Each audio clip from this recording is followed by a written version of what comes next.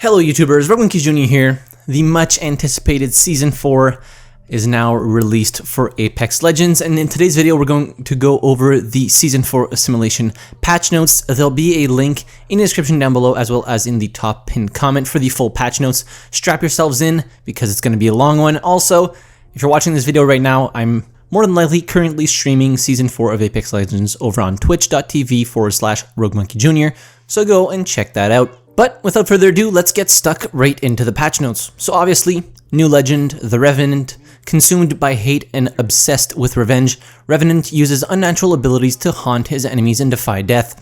So his passive is Stalker. You crouch walk faster and can climb higher up walls.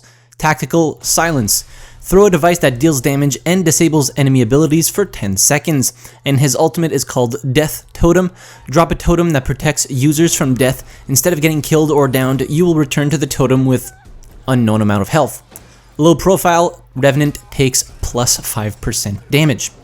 The new weapon, the Sentinel Sniper Rifle. So the Sentinel is a bolt-action sniper rifle effective at medium to long range. If a player presses the fire select with a shield battery equipped, the Sentinel will consume the shield battery from your inventory and temporarily enters an energized state.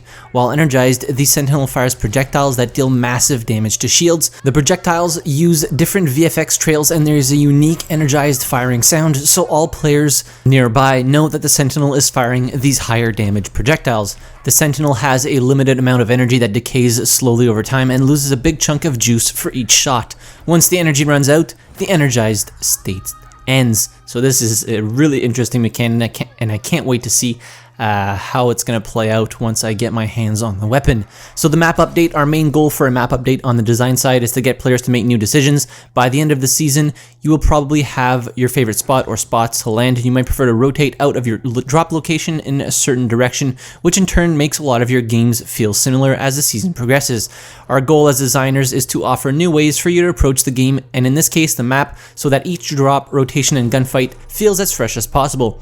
So here are a few things we're doing in Season 4 to hopefully help achieve that. So there are quite a few changes coming to World's Edge, and I'm not really going to go over them because by just reading them, it won't really be representative of what's happening in the map, but the one I will touch on is the weapon racks. So these are guaranteed weapons placed on racks in the small buildings of Survey Camp.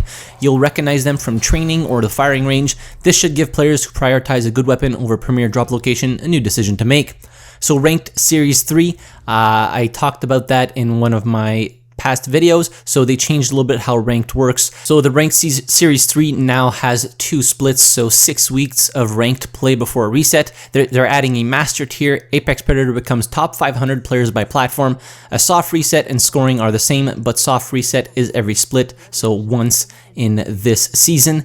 Dive Trails will be moving to a seasonal reward model, but Series 1 and 2 players are grandfathered in. The update to how assists are scored in Series 3 also applies to Revenant's silent ability. Now, I'm not quite sure what they mean by applies to Revenant's silence ability, but I guess we'll have to see what it is.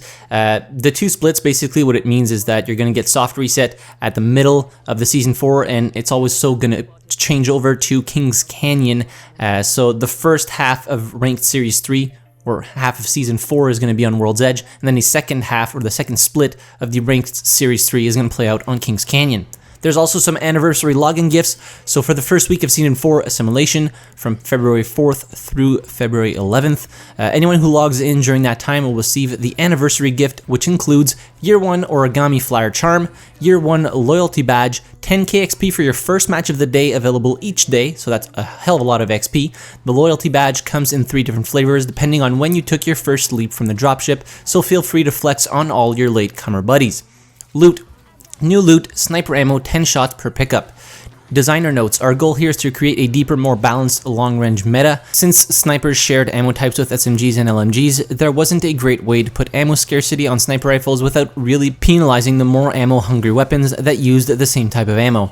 So for Season 4, we've added a new class of ammo that only applies to sniper rifles that we hope will have players being careful about the shots they take and limit how long they can pressure targets at long range before having to reposition. So all the snipers now take this new ammo type, so Sentinel, Longbow DMR, Triple Take, and Charge Rifle. It now uses 1 sniper ammo per shot, magazine holds 4 shots. New attachment, extended magazine for sniper ammo.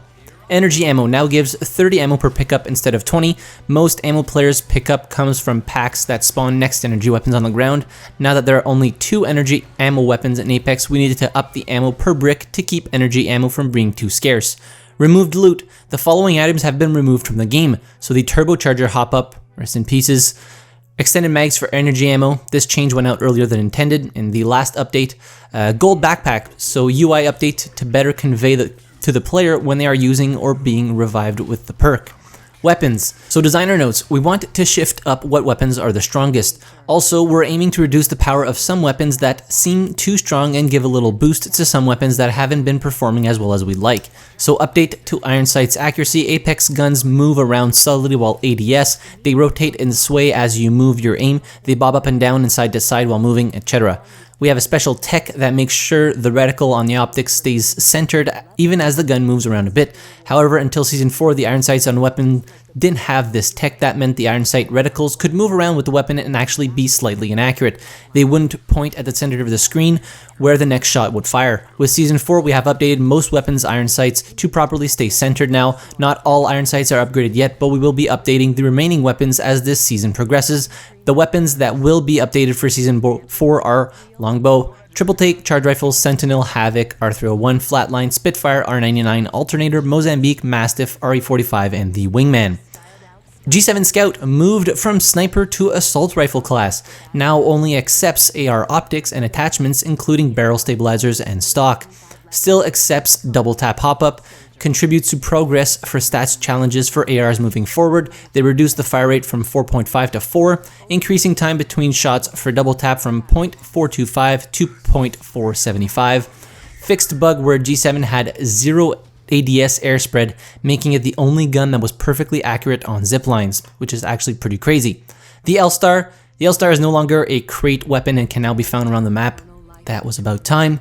It uses energy ammo, reloading has been removed, and the L-Star will overheat after sustained fire, so best to fire in short bursts to manage overheating and recoil. Damage per shot reduced from 19 to 18, rate of fire decreased from 12 to 10, and also less horizontal view kick when the weapon fires. Devotion. Designer notes, the Devotion was chosen to go into the crate for a couple of reasons. Mainly, it is an energy ammo LMG, and so is the L-Star, and 2, data shows us that a fully kitted Devotion is actually one of the strongest weapons in the game, and could work at crate power level. Removal from normal loot pool, and is now a crate weapon. The magazine size is now 54, total ammo stock 162, and it does have the turbocharger functionality. The Havoc, designer notes, with the removal of turbocharger, we wanted to buff the base Havoc. Most notably, we are reducing horizontal recoil and making it easier to control. It no longer accepts the turbocharger hop-up since it's been removed, but can still equip select fire. They decreased the time between shots when using select fire hop-up by 0.77 to 0.56. The R99 reduced damage per shot from 12 to 11, increased mag size for the first 3 tiers, so base R99 now has 20 rounds. If you find a level 1 mag, it'll now have 22 as opposed to 20. If you find a level 2 mag, 24 instead of 23, and the Epic is the same, so you still have 27 shots. Prowler increased damage per shot from 14 to 15. Hemlock increased single shot rate of fire from 5.6 to 6.4. Thank God. The Wingman adjusted magazine sizes, so base mag now has 5 shots, common 6, rare is down from 8 to 7, and epic is down from 10 to 8. The EVA 8 double tap hop-up reduced the delay between bursts from 0.85 to 0.80. The Mastiff fixed an exploit that players discovered and reported where you could rapidly fire the Mastiff. Gold weapons update, so these are the weapons that you'll be able to find throughout the map in Season 4 that will be fully kitted. So the Havoc, P2020, Sentinel, Prowler, and the R301. Okay, so stick around, we're almost through this. Legends, Bloodhound, downing, not killing players adds 5 seconds to Beast of the Hunt timer. It is possible to exceed starting time with successive kills, which is really awesome. Crypto, the EMP no longer destroys friendly Gibraltar dome shields, and the dome shields no longer can stick to Crypto's drone, which was actually pretty hilarious. Bug fixes, fixed a bug that was causing players that reached account level 500 to crash or access their inventory or store. Fixed bug where player level text would appear on the badges of level 100 badge when it wasn't supposed to. Fixed bug for some cases where players were unable to equip weapons from care packages when attempting to swap it with an existing weapon. Fixes for a few bad spots in World's Edge where players were getting stuck or getting to places they shouldn't. Thank you to everyone that's been capturing and reporting these issues, and keep them coming. Fixed bug where sometimes when the jump master disconnects, then the followers in their squad would float in midair and be unable to follow. General stability fixes. Quality of life updates, so fixes for cases where approaching the edge of the circle will make the player's screen turn almost white. Updated colorblind settings based on player feedback. Community request added a random favorites option for unlocked skins that can be found in the legend customization menu. That's pretty neat. You'll see an option to favorite skins you've unlocked. So Y button on consoles they specified. Choosing random favorite option from the skins menu will randomly cycle your chosen favorite legend skins in between matches. Increased the timer for when you can still be credited for an assist after dealing damage from 5 seconds to 7.5. Nerfed the roller that falls from the loot drone, reduced the damage, decreased radius of splash damage, and they updated the visual effects to the explosion for better visibility.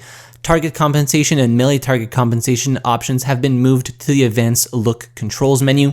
Penalties and loss forgiveness in ranked mode. So this has been a pretty hot topic in Ranked Series 2. So there are some changes coming to loss forgiveness to reduce abuse of the system. Loss forgiveness when a teammate leaves or fails to connect is unchanged and is working as intended. We will be limiting the RP loss forgiveness when you leave once per day. If you exceed once per day more than 3 times per ranked series, you lose all forgiveness for the remainders of that series. Once these limits are reached, players will no longer receive RP loss forgiveness when abandoning a match, regardless of the reason for quitting. We will continue to display prompts that alert you that leaving will count, and now will alert you when you are about to run out of loss forgiveness games. The scaling penalties are the same as last series. Players crashing with DXGI_error device hung. So this has been an error message that has been floating around for some time. So players are experiencing an issue where Apex is crashing with said error.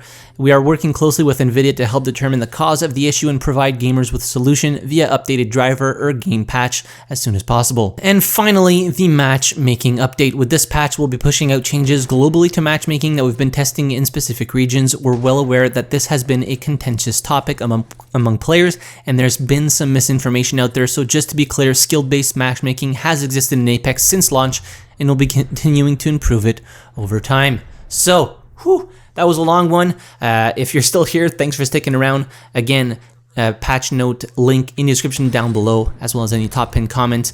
So yeah, without further ado, it's time to jump into Season 4 of Apex Legends. Let me know if you've tried it yet, what you think of all these changes. And yeah, hit the like button if you enjoyed the video, subscribe to the channel if you haven't already. And as always, thank you very much for watching. I really appreciate it. And I'll see you guys in the next video.